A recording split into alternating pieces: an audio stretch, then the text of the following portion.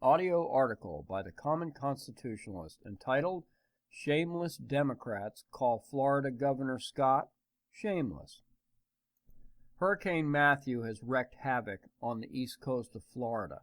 Easily over 1 million people are without power, and at least 3 lives have been lost so far. Residents of the coast are in tough shape, and our prayers go out to them. Or they at least should. Yet Hillary Clinton and the Democrats don't seem to care as much about the safety of Florida residents as she does about their vote. The only thing concerning the Democrats is that this storm will curtail their shady registration drive efforts. With her sympathy and empathy on full display, Clinton asked Republican Governor Rick Scott for an extension beyond the normal registration deadline of Tuesday, October 11th. Scott denied the request. Scott, by the way, has endorsed the Donald. To this denial, Florida Democrat hacks penned a letter to Scott saying, "It will be logistically challenging and likely impossible for many who would like to register to vote to be able to do so before the impending deadline on October 11th. The letter neglected to call him a racist, trying to suppress the minority vote, but I'm sure that will follow.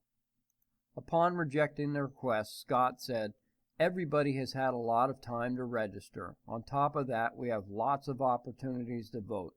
Early voting, absentee voting, election day, so I don't intend to make any changes."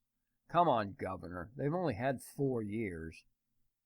His explanation didn't satisfy the leftist Twitter trolls as they took to the internet to voice their opinions. Suzanne Kelleher wrote, "This is disgusting," at Florida Governor Scott, runs a super PAC for Trump, and this is a conflict of interest. Voter suppression is un-American. And there it is.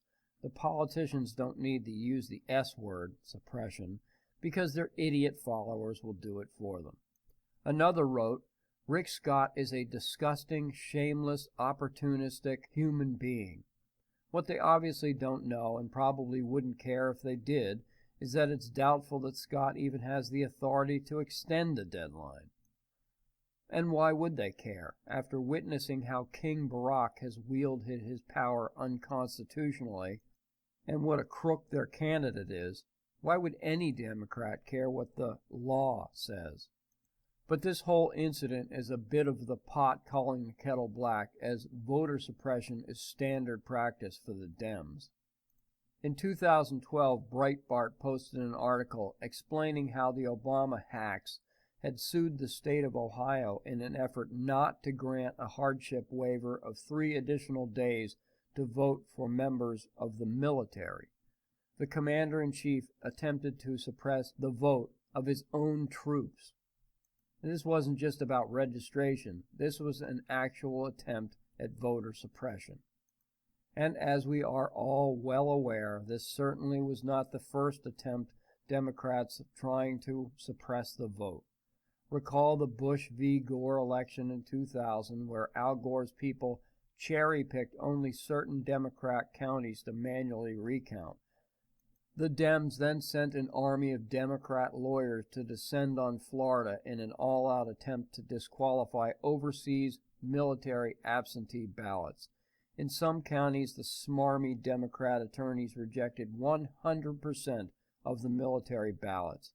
The lawyers were even given a cheat sheet drafted by Democrat lawyer Mark Herron on just how to disqualify military ballots.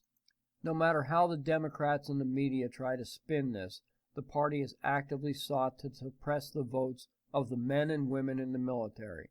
The very fact that a memo was circulated explaining in detail how to disqualify military ballots should be enough evidence of the party's checkered history with military voting, wrote Republican attorney Tom Bishop.